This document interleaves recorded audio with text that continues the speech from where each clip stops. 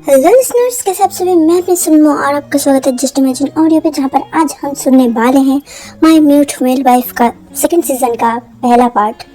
मतलब हाँ, वही कंटिन्यू हो रहा है बट ये सेकंड सीजन है। तो चलिए शुरू करते हैं। हम देखते हैं आयुष चला जाता है वहाँ से।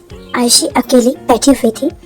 2 घंटे हो चुके थे इस दौरान, मतलब क्रिस को सोए हुए, और 2 घंटे का नैप लेने के बाद वो उठता है। आराम से उठने के बाद वो बैठता है और वो देख रहा था आयुषी को। आयुषी वो उसका भी आँख लग गया था। 10 मिनट से वो बैठी हुई थी। इस वजह से अगर आप काफ़ी देर तक स्थिर होके बैठ जाओ या फिर लेट जाओ तो नींद आ ही जाती है वैसे ही। बट थोड़ी देर बाद, मतलब उसने अपने हाथ के ऊपर अपने सिर को टिकाया हुआ था, वो बैलेंस बिगड़ जाता है, जिस वजह से आयुषी की नींद खुल जाती है। एंड वो देखती है क्रिश की तरफ। क्रिश उसी की तरफ देख रहा था। वो उसे देखने के बाद वो जाती है उसके पास और उसके बेड पे बैठती है। एंड वो उसके फेस को छू के देखने लगती है और वो काफ़ी ज़्यादा इमोशनल थी। एंड वो उसे हग कर लेती है। क्रिस भी उसे हग बैक करता है। एंड वो दोनों भी काफ़ी ज़्यादा इमोशनल हो रखे थे। उसके बाद आयुषी उसे छोड़ देती है एंड वो उसके फेस को पकड़ के उसके फोरहेड में किस करती है और बोलती है, कैसा है तू। देन क्रिस वो बोलने की कोशिश कर रहा था बट फिर से उसकी आवाज़ नहीं आ रही थी, जैसे गले में उसकी आवाज़ अटक गई थी और वो बोलने की कोशिश कर रहा था, अभी तो मैं ठीक हूँ बट माँ को ढूंढना है। ये चीज़ वो मन में बोल पाता है बट रियलिटी में उसके गले से एक भी शब्द नहीं निकल रहा था। आयुषी ये देख के चौंक जाती है और बोलती है, मैंने क्लियरली तुम्हारी आवाज़ सुनी थी, तो फिर तुम बोल क्यों नहीं पा रहे हो। क्रिस फिर से कोशिश करने लगता है बट उसकी वॉइस नहीं निकल रही थी। दैट्स वाई वो इशारे में ही, मतलब साइन लैंग्वेज में ही बात करने लगता है और बोलता है कि मैं तो ठीक हूँ बट मेरी माँ, उनका पता नहीं चल रहा। आयुषी वो थोड़ा सा मायूस हो जाती है बट वो अपने चेहरे पे नहीं लाती है ये चीज़ एंड स्माइल करती है और वो उसके फेस को सहलाती है दोनों हाथ से एंड फेस को पकड़ के बोलती है, तुम्हारी मम्मा घर पे है, यहाँ पर नहीं है। फिर वो स्माइल करती है। उसे स्माइल करते हुए देख के क्रिस वो भी स्माइल करता है। देन थोड़ी देर बाद वो पूछता है, तो वो आई क्यों नहीं मुझसे मिलने। आयुषी बोलती है, वो आई थी, थोड़ी देर पहले आई थी और तुम सो रहे थे ना, इस वजह से तुम्हें उठाया नहीं। शायद से 20 मिनट हो गए हैं, वो चली गई है। मैं यहाँ पर रुकी थी क्योंकि तुम्हारी बहन वो काफ़ी टायर्ड लग रही थी, इवन उसे अपने बच्चे को भी संभालना है। ये सुनकर कृष्णा वो हैरान हो जाता है और बोलते हैं, मेरी बहन, मेरी कोई बहन नहीं है, मैं इकलौती हूँ। आयुषी बोलती है, पता है तुम इकलौती हो बट वो तुम्हारी स्टेप सिस्टर है, तुम्हारे फादर और तुम्हारी स्टेप मदर की बेटी। वो काफ़ी प्यार करती है तुमसे एंड वो पूरी रात अपनी बेबी और हस्बैंड को छोड़ के यहाँ पर तुम्हारे साथ रही थी। पूरी नाइट उसने यहाँ पर ही स्पेंड किया है। वो बहुत ही प्यार करती है, मुझसे भी ज़्यादा तुमसे प्यार करती है। ये सुनकर क्रिस थोड़ा शॉक हो जाता है और बोलता है, तो फिर मैं उन्हें क्यों नहीं पहचानता। क्रिस की ये बात सुन के आयुषी बोलती है, तुम ना अभी इस बारे में सोचना बंद कर दो और अपनी हेल्थ के बारे में सोचो। अभी डिस्चार्ज के बारे में भी मैं बात करने जा रही हूँ। थोड़ी देर बाद डॉक्टर आ जाएंगी उसके बाद, क्योंकि वो अभी भी घर पे हैं, क्योंकि उनका नाइट शिफ्ट था ना, इसी वजह से टायर्ड हो गई थी एंड चली गई थी। मैं तुम्हारे डिस्चार्ज की बात करने के बाद तुम्हें घर लेके जाऊंगी, उसके बाद घर जाके सारी बातें होंगी। कृष्णा वो हाँ कर देता है और वो फिर से वहाँ पर बैठा हुआ था। आयुषी बोलती है, तुम चाहो तो लेट सकते हो, तुम्हारी बॉडी अभी काफ़ी ज़्यादा कमज़ोर लग रही है, देखो तुम कितने ज़्यादा पतले हो गए हो। कृष्ण ने अभी तक भी खुद की बॉडी को नोटिस नहीं किया हुआ था। ऐसे ही थोड़ी देर बीत जाता है। यहाँ पर आयुषी वो भी बैठे बैठे फिर से, मतलब सो चुकी थी, हल्का सा ही नींद लगा था, मतलब उसकी आंखें बंद थी बट थोड़ा सा आवाज़ से वो उठ सकती थी और वो सोफा में लेटी हुई थी। यहाँ पर क्रिस उसे बाथरूम जाना था, जिस वजह से वो उठ जाता है एंड बाथरूम के लिए चला जाता है। उसका एक पर्सनल वार्ड था जहाँ पर अटैच बाथरूम था। वो वहाँ पर जाने के बाद खुद को एक लड़के के रूप में पाके वो चिल्ला देता है एंड फिर से वो बातें कर पा रहा था एंड काफ़ी ज़ोर से चिल्लाता है, जिस वजह से आयुषी वो हड़बड़ा के उठ जाती है एंड सोफा से नीचे गिर जाती है। थोड़ी देर बाद वो उठती है और खुद को संभालने के बाद वो जाने लगती है हड़बड़ा के एंड जाने के बाद वो देखती है कि आयुषी वो सॉरी मतलब कृष्णा वो कैसे खड़ी हुई है ये देख के उसे शर्म आ जाता है एंड वो पीछे मुड़ जाती है एंड वो अपनी आंखों को भी कवर कर लेती है और बोलती है ये कैसे खड़ी हुई हो तुम अच्छे से कर लो ना, तुम चिल्ला क्यों रहे हो। ये सुनकर क्रिस वो फिर से जो बोलने लगा था वो बोलता है कि मेरी बॉडी ये चेंज कैसे हो गई है, मैं तो लड़की था ना, लड़का कैसे बन गया। ये सुनकर आयशी वो बोलती है तुम पहले अपना जो कुछ भी करने के लिए आए थे वो कर लो, उसके बाद मैं बता दूंगी। और वो वहाँ से चली जाती है और उसका फेस लाल हो चुका था कृष्णा को ऐसे देख के, क्योंकि भले वो उसे अपनी फ्रेंड मानती हो बट फिर भी उसकी बॉडी अभी एक लड़के का था। पहले उसने अगर देख भी लिया होता तो भी प्रॉब्लम नहीं थी, बट फिर भी मतलब हो जाता है ना एम्बेरसमेंट सा सिचुएशन, वही हो गया था इन दोनों के बीच में। यहाँ पर क्रिस वो काफ़ी ज़्यादा शॉक था और वो अपना काम कर लेने के बाद वो बाहर आ जाता है एंड वो बेड पे जाके बैठ जाता है एंड वो बोलता है कि मेरे साथ क्या हो रहा है, मेरी बॉडी चेंज हो गई है और मेरी आवाज़ वो एक बार करके चली जा रही है और एक बार वापस आ रही है, ये कैसा हो रहा है, कि क्या प्रॉब्लम हो गई है मेरी बॉडी के साथ। ये सुन के आयशी वो उसके कंधे को पकड़ती है और उसे शांत करवाती है और बोलती है देखो इस बारे में मुझे भी अच्छे से नहीं पता है और हम दोनों को मिले हुए 10 साल हो गए हैं और मैं तुमसे पहली बार एक 10 साल के बाद कल मिली हूँ, तो इस बारे में मुझे तो अच्छे से पता नहीं है, वो तुम्हारी डॉक्टर और तुम्हारी फैमिली ही बता पाएगी। आयुष को भी इस बारे में कुछ भी नहीं पता, वो भी आया था तुमसे मिलने।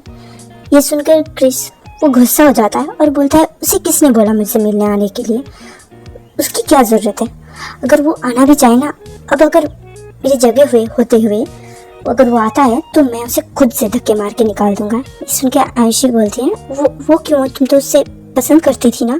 ये सुनकर क्रिस बोलती है हाँ पसंद करती थी बट उसने मुझे इंसल्ट किया था उस दिन जब मैंने उसे अकेले में मिलने के लिए बुलाया था। उस दिन हम देखते हैं पास्ट का सीन जब कृष्णा ने खुद को पूरी तरीके से बदल लिया था, उसके हेयर्स भी लॉन्ग हो गए थे, मतलब मिडिल साइज के थे लड़कियों के हिसाब से, ना ही शॉर्ट थे ना ही लॉन्ग थे, बट क्रिस ऐसा हेयर्स नहीं रखता था, वो जो लड़कों में लॉन्ग होता है ना उस लेंथ का हेयर रखता था, जिस वजह से अभी के लिए उसके लिए ये लॉन्ग हेयर था। और उसने एक वन पीस पहना हुआ था लड़की की तरह, इवन उसने मेकअप भी किया हुआ था, बिंदी भी लगाई हुई थी, मतलब जो उसे पसंद नहीं था कभी वो करने लग गई थी वो, और वो उससे मिलने के लिए बुलाया था उसने, मतलब क्रिस ने आयुष को बुलाया था एंड वो उससे बात करना चाहता था एंड वो उससे पूछता भी है कि पहले तो तुम ही मुझे हिंट दे रहे थे ना, तो अब जब मैं मान गया हूँ तो क्या प्रॉब्लम आ रही है तुम्हें। आयुष बोलता है हाँ यही तो प्रॉब्लम है, तुम पहले जैसी नहीं हो, अब तुम बदल गई हो, तुम्हें समझ में आ रहा है।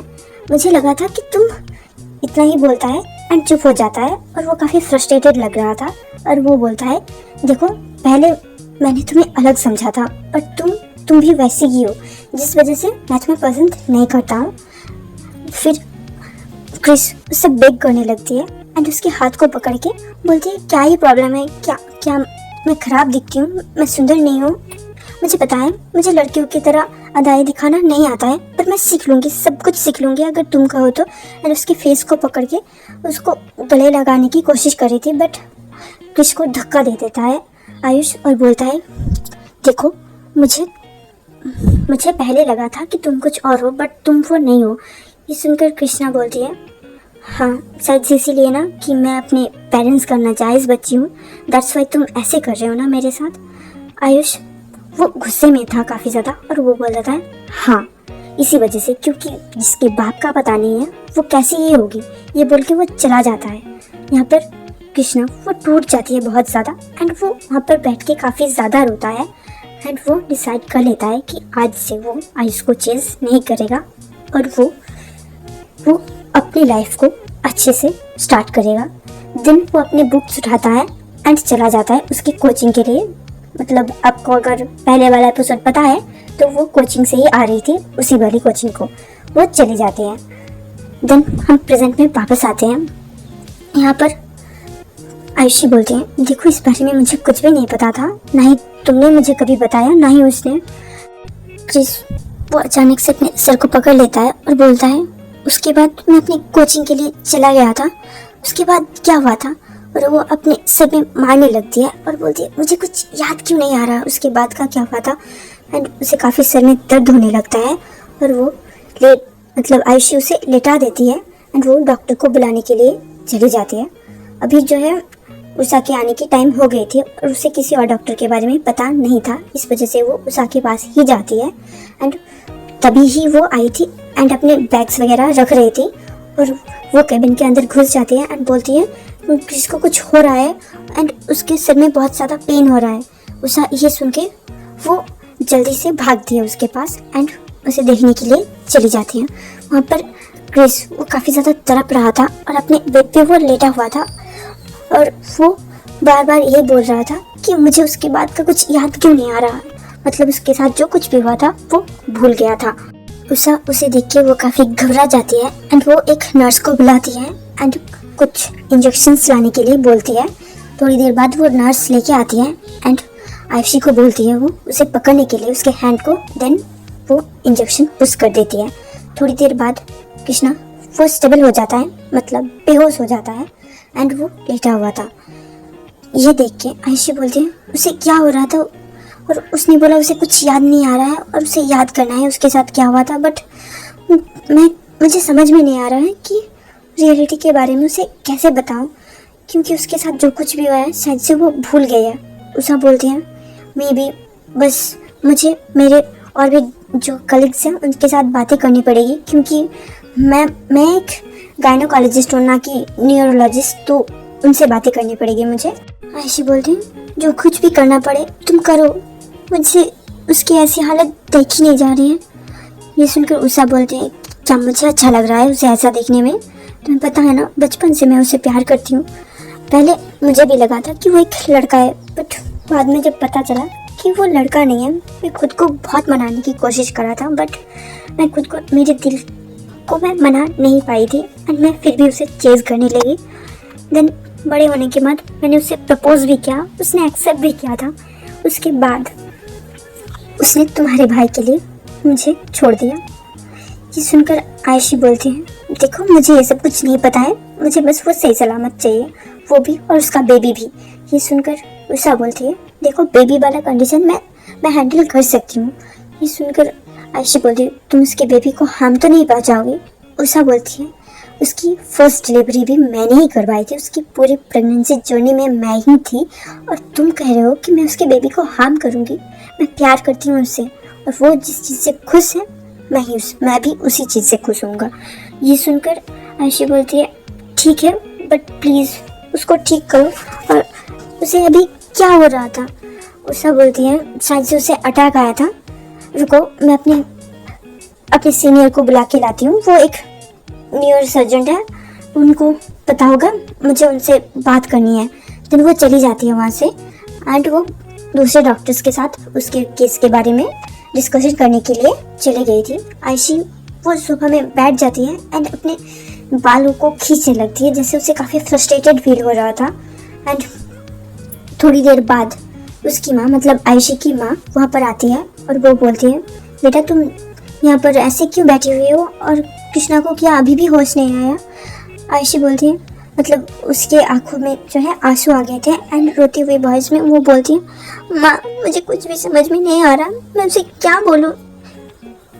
एंड जो आयुषी की माँ है उसे कुछ भी नहीं पता था किसके पास्ट के बारे में, मतलब उसके साथ जो कुछ भी गलत हुआ था उसके बारे में, जिस वजह से उन्हें समझ में नहीं आता है कि किस बारे में बात कर रही थी आयुषी। बट वो काफ़ी ज़्यादा रोती है वहाँ पर। थोड़ी देर तक वो बैठती है एंड वो कृष्णा के पास जाती है, उसके फेस को भी सहलाती है एंड उसके हाथ को पकड़ के बोलती है जल्दी से ठीक हो जाना है, तुम्हें और बेबी दोनों को ही हम साथ में घर लेके जाएंगे।